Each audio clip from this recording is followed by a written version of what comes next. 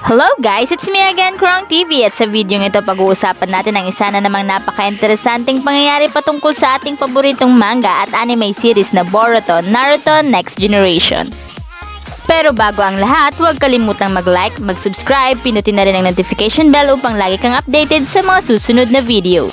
Sa video ito pag-uusapan natin ang 10 mga bagong teknik or jutsu na ginamit o ipinakita sa Boruto series. Ang jutsu or ang teknik ay ang mystical art ng isang ninja na ginagamit niya sa pagkikipaglaban. Upang makagamit ito, kinakailangan ng ninja na gumamit ng chakra. Para makapag-perform ng teknik, kinakailangan nga na ma-release ang dalawang energy chakra gamit ang mga hansil na gagawa ng ninja na magamit ang gusto niyang teknik.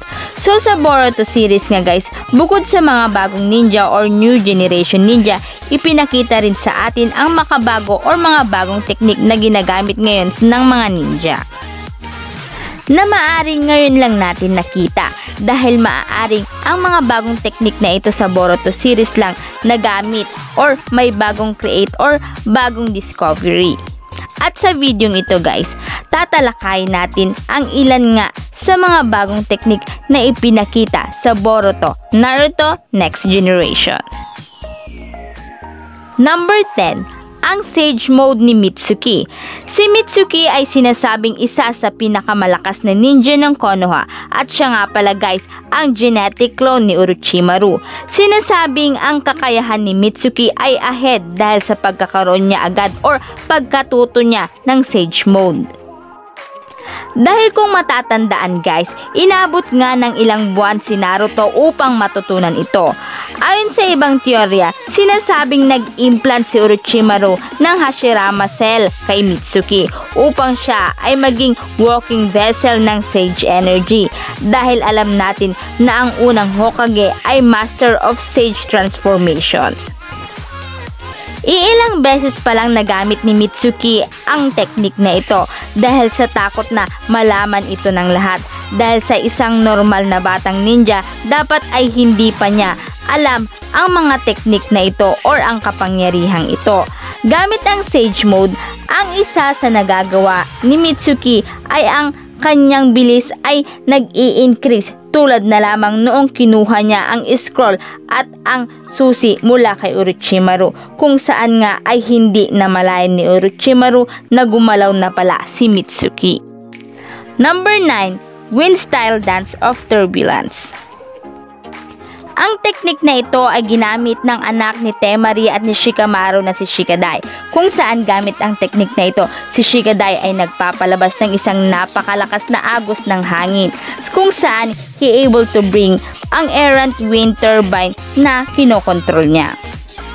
Dahil sa paggamit din niya sa napakalakas na teknik na ito, nagawa ngang mapagtanto ni Shikadai ang nais niya sa buhay.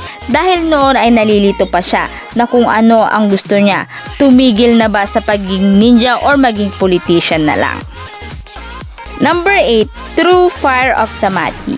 Ang fire release technique na ito ay ginamit ni Kashin Koji. Ito ay maaaring makontrol sa malayuan sa pamamagitan ng pagpapatama ng kunay o isang maliit na palakas sa kalaban. At kapag nagawa nga ang ilang hansil, ito ay sasabog sa kalaban mismo. Number 7. Distraction Beam. Ang teknik na ito ay taglay o ginamit ng isa sa Kara member na si Delta. Ang teknik na ito ay talaga namang nakakamangha na cause ng body modification. Ang teknik na ito ni Delta ay tinaglay niya dahil sa minodified ang kanyang mata at ito ay ginamit niya sa laban nila ni Naruto, kung saan ay inatake niya si Naruto at dahil dito nagawa nga siyang ibalibag ni Naruto at sinamahan pa ng Rasengan nito. Ngunit sa hindi inaasahang pangyayari ay naglabas ng beam ang mata ni Delta at dito ay nagulat si Naruto at ang Rasengan nito ay inabsorb ng beam ni Delta. Number 6. Shrinking ability ni Jigen, kung saan nga sa pamamagitan nito napapaliit niya ang kanyang katawan. Ito ay undetectable or hindi nakikita ng naked eye. Dahil dito, nagagawa nga niyang maiwasan ang mga pag-atake. Bukod pa dyan, nagagawa nga niyang magpunta kung saan niya gusto nang hindi nakikita ng kanyang kalaban. Number 5. Summoning Noe Sumire Shigaraki. Si Noe ay isang yokai created by Root. Ang Root ay branch ng training subdivision ng Anbu. Ito ay nakitang ginagamit ni Sumire. Kaya ni Noe na makapag-sense ng negative emotions. Kaya rin nito na kainin ang chakra ng kanyang biktima upang manatili ang kanyang lakas. Dahil sa siya ay gawa sa genetic material ni Hashirama Senju, kaya ni Noe na mag-produce ng diluted wood release para makapag-produce ng plant life upang magkaroon pa ito ng chakra. Number 4. Vanishing Rasengan. Ang teknik na ito ay lightning release version ng Rasengan na create ni Boruto at pinangalanan ni Sasuke na Vanishing Rasengan. Kung saan nga ay pag nagawa na nga itong ma-release ni Boruto ay bigla-bigla itong nawawala or hindi na ito nakikita, pero ang epekto or ang impact nito ay naroon pa rin. Kaya naman ito ay tinawag na Vanishing Rasengan. Ito ay unang nakita noong tinitrain ni Sasuke si Boruto na gumamit ng Rasengan. Ngunit ito ay hindi magawang magamit or palakihin ni Boruto at ito ay biglang nawawala. At siya ay nag-walk out hanggang sa napansin nga ni Sasuke na ang Rasengan na ginawa ni Boruto ay nagkaroon ng mark or tanda na ito ay tumama sa puno. Kaya naman naisip ni Sasuke na ang Rasengan na ito ay nawawala, ngunit ang epekto nito ay naroon pa rin. At ito rin ay ginamit ni Boruto noong naglaban sila ni Momoshiki noong nirescue nila si Naruto na kinuha ni Momoshiki Otsutsuki. Number 3. Chakra Absorption.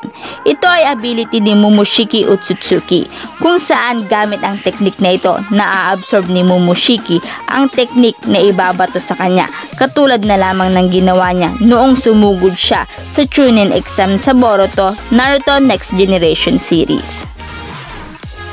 Si Momoshiki ay mayroong naka-implant na rinigan sa palad nito. Gamit ito nagagawa ni Momoshiki na i-absorb ang kahit anong teknik na ginagamitan ng chakra. At bukod pa dyan, ang mga na-absorb niyang mga teknik na ito ay nagagamit niya o nare-release niya sa kalaban na maaaring mas malakas pa ang epekto nito. Number 2. Lightning Release Purple Electricity. Ang user ay nakakagawa ng electricity sa palad nito na maaaring gamitin to strike the target. Ang teknik na ito ay inimbento ni Kakashi Hatake bilang replacement sa lightning cutter, kung saan ay hindi na ito magagamit ng maayos matapos ngang mawala ang kanyang Sharingan. Ang teknik na ito ay ilang beses pa lamang na ipakita sa anime series. Upang magamit ni Kakashi ang teknik na ito ay iniipon niya ang electricity or ang kuryente sa palad nito at mabilis nitong pinapatamaan ang target. And last but not the least, syempre ang pinaka-importante, ang number 1, Jogan. Ito ay isang unique dojutsu na tinataglay ng Otsutsuki clan. Ngunit ang kilalang user nito ngayon o ang nag-iisang kilala nating nagtataglay nito ay si Boruto. Kung saan sinasabing ang nagkaroon si Boruto nito dahil ito ay ibinigay ni Toneri Otsutsuki sa kanya. Ngunit meron ding nagsasabi na ito raw ay dahil sa kanyang bloodline, kung saan nga ang kanyang mga magulang ay merong parehong Otsutsuki chakra.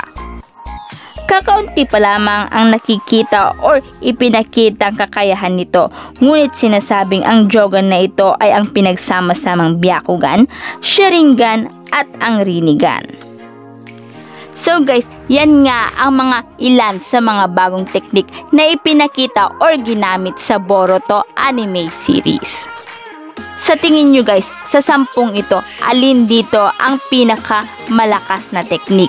I-comment nyo lang ang inyong kasagutan sa ating comment box. At dito na nga nagtatapos ang video ito. Any comment and suggestion, just comment down below. Thank you!